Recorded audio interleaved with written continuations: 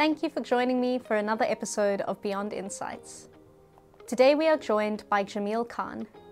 Jameel is a chartered accountant in South Africa, a mentor, business coach, and recovering addict who is committed to inspiring entrepreneurs with his story of hope and purpose to make a positive, sustainable, and purpose-driven impact by holistically supporting entrepreneurs and their businesses.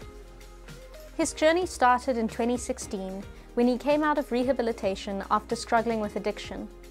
At this point, he was already on his way to becoming a chartered accountant, and thus continued the journey which provided him with purpose and hope for a better future.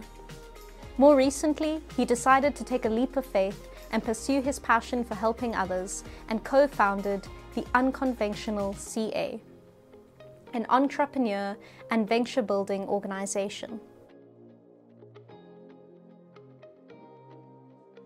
You're listening to Beyond Insights, your go-to podcast for all things accounting, business, and technology. From cybersecurity and AI innovations to sustainability and work-life balance, we've got you covered. We host insightful guests from different backgrounds, industries, and locations all around the world. From this diversity of thought, we aim to find solutions to some of our most pressing business problems. Thank you for tuning in. Let's dive right in and go beyond insights. Hi everyone, thank you for joining us for another episode of Beyond Insights. Today I am joined by Jameel Khan, who is a chartered accountant, mentor, business coach, and also recovering addict who's committed to inspiring entrepreneurs with his story of hope and purpose to make a positive, sustainable, and purpose-driven impact by holistically supporting entrepreneurs and their businesses. So Jameel's journey started in 2016 when he came out of rehabilitation after struggling with addiction. At this point, he was already on his way to becoming a chartered accountant, and so he continued the journey, which provided him with purpose and hope for a better future.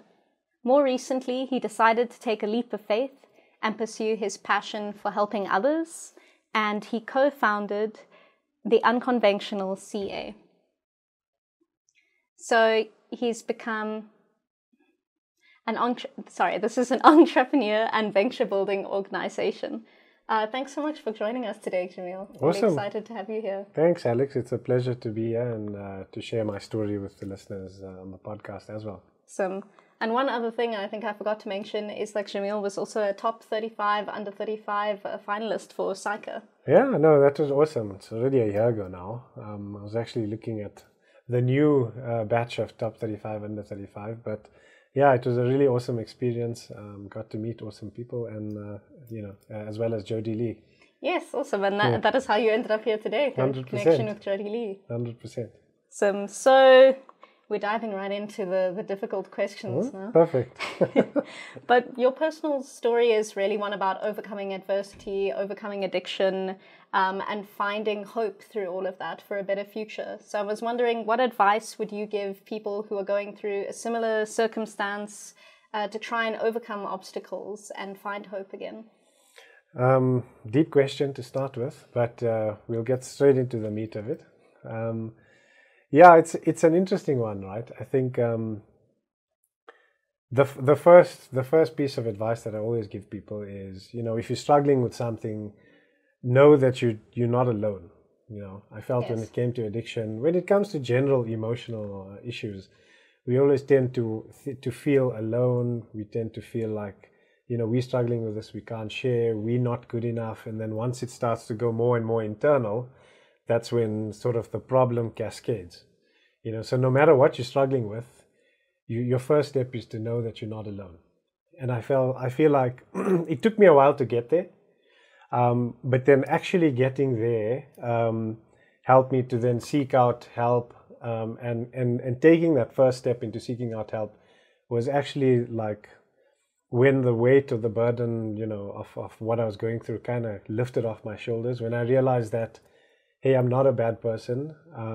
There's other people going through the same struggle, and I always tell people that's the first step, is to know if you have this issue, you are not alone. Yeah, definitely. And to reach out to help. Yeah. Help. 100%. So regardless of what the adversity is or what the issue is, firstly, know that you're not alone. And then secondly, tell a loved person, tell somebody who you trust, what is it that you're going through? Because I found, like, for me, that was where the support structure kicked in, because I guess mentally I wasn't in a state to actually go and seek out the help actively. But taking that first step, confiding in someone, they will help you find what sort of help and connect the dots for you to take you out of that. Someone to kind of help you share the burden in a way. Yeah, 100%. Like, what do they say? Like a problem shared is a problem divided. Yes. Which is so, like, true, when it comes to problems, when we do speak to someone. And I guess that's the premise of group therapy as well. Yes. Sharing in the setting of what you're going through, listening to other people going through the same thing. That's where it takes that burden off you, where, once again, like we said, initially you feel lonely, and then that burden feels heavy. And then once you share, that burden then divides, and it was the journey to healing sort of starts then. Do you have any specific sort of strategies or practices that people can implement? Oh, interesting question. To overcome adversity. I mean, a bit of a broad one. I know the first thing you mentioned is sharing with other people, but are there sort of other things that people can do? Yeah, I mean, for me, broadly speaking, when it comes to addiction, any addiction for that, there's the 12-step program. And I enjoyed, like, the 12 steps, right? I mean, it's, the first step was to, firstly admit that you have a problem, or admit, and you actually admitting it to yourself. I always found, like, people are like, they're in that state of denial for very long, that I have a problem, because they feel like if they do share they have a problem, people are going to look at them in a certain way, right? So yes, and they're going to be judged. 100%. So we tend to stay in that state of denial, thinking that we're protecting ourselves, when actually that state of denial is, probably a mechanism that we need to overcome to start healing, to start moving forward. So that's sort of the first step. And then the second step is, I haven't practiced the 12 steps in a while, but it was about understanding that there's a power greater than ourselves that can restore us to sanity. So I like that, because it wasn't tied into, like, we all have different religions, some people don't have religion. It was more about, what do you feel is that power that is bigger than you, that you can then rely on to then say, hey, like, whatever it might be, God, whoever it might be, help, kind of help me through the situation. And a lot of people are religious, so it's nice how it kind of interlinks that way. So I do think the 12-step program was a good program. I think whatever adversity you're struggling with, like I said, like we've said already, right? The first thing is to share with someone that you trust, and then to see what solutions exist out there, and to just take the first step. The other thing that was that I'd like to share as part of the 12-step program was taking each it's one day at a time. So just for today, I'll make it through today, and breaking it up into those bite-sized pieces helped a lot, because especially when you're going through adversity or problems, our mind tends to multiply that, right? To say, okay, we're starting with this problem, but actually it's going to turn into this huge problem. Yes. And then we tend not to take that first step. You kind of catastrophize everything. 100%. And so just take it one day at a time and just start there. That's really interesting. It also makes me think of, I think it's the 7 stages of grief. The first thing is also to move out of denial and to actually acknowledge that you are grieving. So I think they work quite similarly. 100%. Actually, one of the things that we were told in that first, probably the first few engagements is, in as much as it's like a drug addiction, you have to let go of this drug. You have to mourn the loss. Yes. And you have to go through those stages of grief, because in as much as it's bad for you, it was something which was serving as a crutch for you. And so removing that is actually a loss, which was very at the time, very insightful. Yeah, very interesting. So even if it's something that's really bad for your life, it is a coping mechanism that you were using, and you have to like say goodbye to that. 100%. Yeah. And in terms of building up resilience, because I'm sure that that's a big part of overcoming addiction and overcoming obstacles in general, what role did you find that your community, whether part of the 12-step program or otherwise, played in that? Oh, building resilience, eh? I think they definitely played. The support structures that you put in place play a really big role in that. But I think the resilience part of it was, coming out of rehab, I told myself that I felt actually that, like this was kind of a battle with myself internally. And if, by getting through that, no problem going forward can be as insurmountable as this felt, having an internal struggle with yourself. So I think that perspective and mind shift was the initial quite a big building block into being more resilient. Used to say, well, regardless of what else life throws, if you can solve this and you can figure it out with yourself, everything else you can probably find a solution for. So I think talking about resilience, that was probably the biggest thing, was to say, as long as I keep clean and sober, everything else will fall into place. And I imagine for a lot of like listeners out there, if you are going through some sort of adversity and it's been something that you've been going through for a while, it's almost as though the longer you're in it, the more deeper you're going. Yes. But on the other side of that, once you bring yourself out of that, it's gonna the problem in itself has probably built a lot of resilience. So coming out of that, you'll certainly find other challenges a bit easier to overcome, depending on how deep the initial challenge is, if that makes sense. Yeah, I suppose because you've built those sort of problem-solving skills and the ability to think, okay, every day I'm taking this one day at a time. So every day you're thinking, today I'm going to make sure I stay clean or I stay sober. And I think that builds up that tool or that skill, that resilience, so that you can then apply it to other problems, as you say. Yeah, definitely. Just adding on what you're saying as well, it's, addiction and a lot of the adversity or depression, all of that stuff, especially when you're facing problems that's between you and yourself, right? I feel like you kind of sometimes tend to feel like it's insurmountable initially, but then you stop sort of trusting yourself, right? Because you're trying to fix it internally in your mind every day and it's not working. And so and that's where the support community came in, the 12-step program came in, was to say, your best intelligence couldn't help you fix this problem. So you got to allow someone in, you got to allow an external force in to help you overcome this adversity. And so when you get to the other side and then you allow that, it's almost like you're kind of starting with a bit of a blank slate to say, well, I don't know it all, right? Yes. And now this is working. So then from then on, you become a little bit more empathetic, I feel. You listen more, you're a bit more receptive to stuff. And so, the journey just goes upwards from then. And this journey led to you starting your own business. Yeah, that was an interesting one, eh? I mean, I felt like coming out of addiction and all of that was also quite interlinked with when I was lucky I wrote my board exams in terms of sobriety, which, I don't know how, but by the grace of God, I made it through then. And then I was like, okay, cool, now I'm a CA, cool, which helped a lot, right? The purpose part, I felt there were a lot of colleagues with me, in rehab that didn't necessarily have a direction in life. And so every time they left, they tried one or two things and then they ended up back. Whereas for me, it was like, okay, cool, now you're already becoming a CA, you're building a career, there was some sort of purpose to focus on. Yes.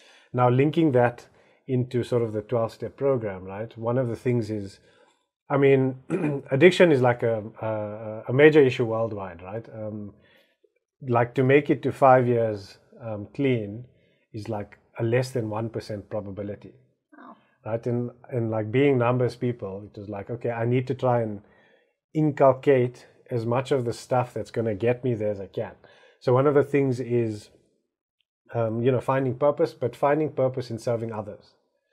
If you can find that, that increases the chances of you actually staying recovered, or whatever it might be. And so from then I thought, what is it that I can do that can be in service of others? Yes. But at that time I didn't know it yet, because I still I ended up then going to SAICA and working. So it did take time to find that.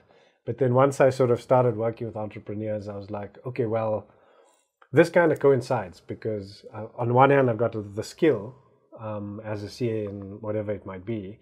But on the other hand, there's entrepreneurs that need help. So yes. It can be something that links my current skill set with this purpose around, serving others in a way. Awesome. And how has your idea of the meaning of purpose changed throughout all of this? Or has it changed? I guess it has. I mean, initially I wanted to start something within the recovery addiction space. I was like, okay, I'm going to start something.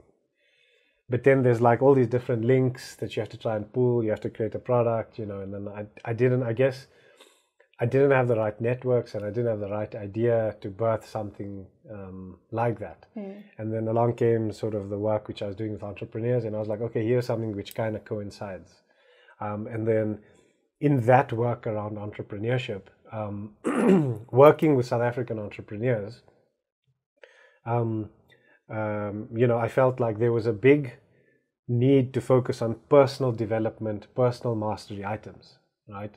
Typically in the ecosystem, when it comes to entrepreneurship development stuff, most people just want to focus on what are the gaps in the business. So you come and you're like, okay, cool, here's the gaps in your business, here's your report, go fix the gaps.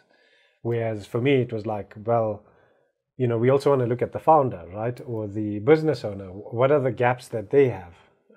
It may not be gaps, let's call it developmental areas. Right? On sort of a personal level. Yeah, correct. I mean, if if you're in business and you're shy of selling, or you're shy to sell, yes, you got to work on your selling skills, right? Now, it may show in the business that here's the gaps, your sales are not good. But now, is it going to make any sense if you're just going to write a plan to say, hey, go and sell to these people? I'm sure the owner knows that already. They just don't have they haven't developed sufficiently in that area to go and sell, right? And so once we identified that, that's when myself and my business partner came together and we said, hey, here's an opportunity. Why don't we focus holistically on the individuals and the business? And subsequent to that, we then built our technology off the back of that. So it's like unconventional CA has culminated nicely over a period of time. Right? It didn't happen overnight. We had the idea. We had to go and find clients, and then the journey starts there. Once you first find your first client and you're selling to them, you got to build for your clients, right? You can't just build on what you think might be amazing. Yeah. Whoever is paying whoever is giving you that money at the end of the month, they're the ones that need to kind of guide in terms of what it is they're looking for, because yes, ultimately you need paying clients. So I think the overlap didn't happen overnight, but it did take time to get to idea, product, and commercialization all together, because it's nice to have a side hobby or side gig to do something like this, but it's even better to get paid for it. Then at least you can focus on it fully. Yeah, definitely. And so the idea of unconventional CA, is that because of this holistic approach, or also because you're a CA who's doing something a little bit different? Like where did the name come from? Yeah, the name was actually interesting. So it was myself and my founder, my fellow co-founder. He originally founded Unconventional CA, and I found it like a very intriguing name at the time. And then when we aligned on the personal development side of things, and we said, hey, why don't we do something that's kind of better within the market? Yes. I do a lot of business coaching and mentorship as well, so I wanted to try and plug that in somehow. So as we started fitting all the elements together, he had originally selected the name, and then when we embarked on our venture, we had a conversation to say, should we rebrand, should we rename it together? But I like the name Unconventional CA. I think off the bat, people find it okay, what is it that you're doing? Okay, so you're an unconventional CA. Tell me why you're unconventional. Yes. What makes you different from everyone else? Yeah, correct. So it's a little bit of a conversation starter. I will say also we do get the odd joke where people say, "Are you the unconventional CA because you're unconventional ethically?" Yeah, a little bit But, creative. yeah, which we then like dismiss that immediately. Yes. But I think holistically the name is cool, and so we've stuck with it along the way. Awesome. And in terms of helping entrepreneurs, and you also said you do a bit of business coaching. What are some of the kind of common challenges that you've seen that entrepreneurs face, and how have you sort of coached them to overcome those? Yeah, it's a good question. I think it's so I do coaching around the world, right? So primarily the business is South Africa, and we work with local South African entrepreneurs. But I'm also a mentor on JP Morgan Techstars Atlanta. So that's a tech-focused program in Atlanta, US, because I always felt like we also want to learn what's happening around the world. And then, as I started doing more and more coaching initiatives, I started to just expand. So there's the Techstars, there's Miller Center for Social Entrepreneurship in Santa Clara. There's the Abu Dhabi SME Hub. So doing a little bit of coaching or business coaching in the EMEA region. And I think holistically, I think every entrepreneur is after one of two things, right? Access to markets. So how do they grow their top line and revenue, or access to finance? So to get finance for their business. But then once I sort of engage with entrepreneurs from a coaching point of view, coaching is like, I enjoy coaching because it's not consulting, Yeah. I find like, it's easy to say, okay, what is the gaps? Cool. Here's your report, go implement. Cool. For me, I enjoy building relationships. And coaching is more just giving a different perspective, right? So you're an entrepreneur, you're a business owner. Okay, cool, you're running your business. Typically, most entrepreneurs are the founders of their business and they run their business alone, right? Now, and that can be a lonely journey, Yes. right? And so having like a coach is firstly to confide in fully. I find like a lot of founders, you can't really share a lot with your employees, Yeah. right? And so having a coach, you can confide in. And then it's just to offer perspective. Okay, this is what I want to do. 1, 2, 3. Cool. Let's listen to what you have to say. Let's empathize. Okay, maybe play a little bit of devil's advocate. I find those are sort of the best coaching engagements. Where the entrepreneur has a general idea of where they want to go, and I'm just sort of shaping it and offering perspective. And so, yeah, I forgot what your question was, but from a coaching point of view, I think that's kind of why I enjoy the coaching. Oh, makes sense. It's interesting. The question was about some of the challenges. Oh, but the I think challenges, you did yeah. answer the question. I was just thinking, you said that the first thing when you're trying to overcome addiction is realizing that you're not alone. Yeah. And it's a similar kind of parallel with entrepreneurs who feel that they're very alone because 100%. they've started this business and they need the same thing as someone to talk to and someone to bounce ideas off of, and obviously like different contexts. But I think it's a fundamentally human thing that we need to be able to talk to each other. And that's where you find these different perspectives that help you move, whether it's overcoming addiction or working through your new business venture. Yeah, no, 100%. And I think that's kind of where we're going as a business as well when it comes to unconventional CA. So our technology that we built, or the platform we built, we do like a holistic assessment from a diagnostic point of view on the individual as well as the business. But I feel like it's two-pronged, because in a world that now we're all using ChatGPT and going more AI, and AI is learning super quick, we want to try and keep that element of like the human element, involved, right? And so, kind of the way we're building the platform is to keep that human element, right? So, to understand you as an individual, what are your development areas for you as the founder of the business, right? Ultimately, AI and all these tools are going to evolve to make your life easier. But if you continuously develop, you're going to be the one driving the success of the business. Now, sort of the tool, we want to refocus it, or the tool is designed, not to refocus it, but the tool is designed to not just look at the quantitative data related in your business. It's also give you the power to check. So for example, if you're an advisor, and you want to advise your client, currently you're just looking at data and you're giving advice to your client. What we want to do is try and give you the qualitative data as well, to say, okay, is your client, from a personal development point of view, what are the areas they need to develop on, so that you're not only looking now at what are the gaps in the business, but what are the gaps, on the founder side as well. Yeah, so it's really that holistic view. Oh, that's awesome. Cool, thanks. I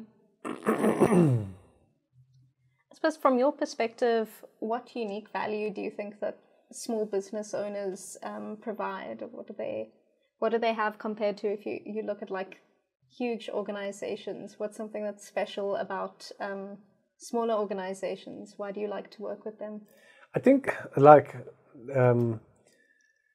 smaller organizations are most of the time like purpose driven, which I enjoy, and there's a lot more fire, from when you deal with a small organization, right? And I think that's where like large organizations, decision making takes long. There's not a lot of fire because you can't really change things very quickly, and so they much rather work with like consultants or the big consulting firms to be like, okay, give me a guide, cool, I'll give it to the team to implement, right? And that typically takes longer.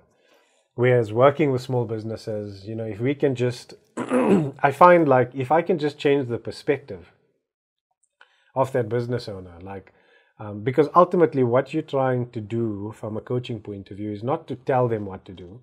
You want them to get to their spark quicker. Because if you have a brainwave and something sparks in your mind around something, you're gonna generate that own energy to go and change what needs to change, right? Whereas I can come in and say, hey, you need to fix 1, 2, 3, 4, and most of us, tend to. It's not a positive thing when somebody comes to you and tells you to change all these things, right? You first feel like, okay, well, am I inadequate? You have your own insecurities, defensive, all of that. Whereas if somebody just comes and says, hey, here's a different perspective, look, and then you come to your spark, that's my aha moment. That's what I was looking for. If you get to your aha moment, that change is going to just amplify you're going to use that energy, and that change is exponential. And so I think that's probably the main enjoyment that comes with working with small businesses, is when you can get them to reach their spark moment, and then you just see the rapid change, from there. Yeah, definitely. And I think when you're in a small business, the impact that the founder has is just so much bigger than where everything's kind of rooted down in a bigger organization. 100%. And so to kind of wrap things up here today, we've spoken a lot about how important it is to have your community, to have people that you're speaking to. So how can the friends and family of small business owners support them? Oh, your friends and family have to be your first advocates. They have to be your first customers. I think if you do have an idea, whatever it might be, go and beg, borrow, and steal from family first. Yes. Well, let me take that. I issue a disclaimer with that. But yeah, friends and family play a vital role in ensuring that initial business success. Both from being customers to potentially being networkers. To doing your Google reviews for you. You have to leverage on friends and family to get all of that stuff out of the way, and then to just generally talk about your business, so that you can have a good foundation, to take it to the next level. So, and if there's one thing that listeners take away from today's podcast, what would you like that to be? I think it's if you're an entrepreneur out there, know that you're not alone. So there's a lot of different events, for entrepreneurs to attend. So we've also started something called Fireside Chats, where it's just a casual evening, entrepreneurs coming together to network. We try to get like executives or HR, a different array of people, just to come out there and chat to fellow entrepreneurs, chat to people in corporate, just to create like a safe space.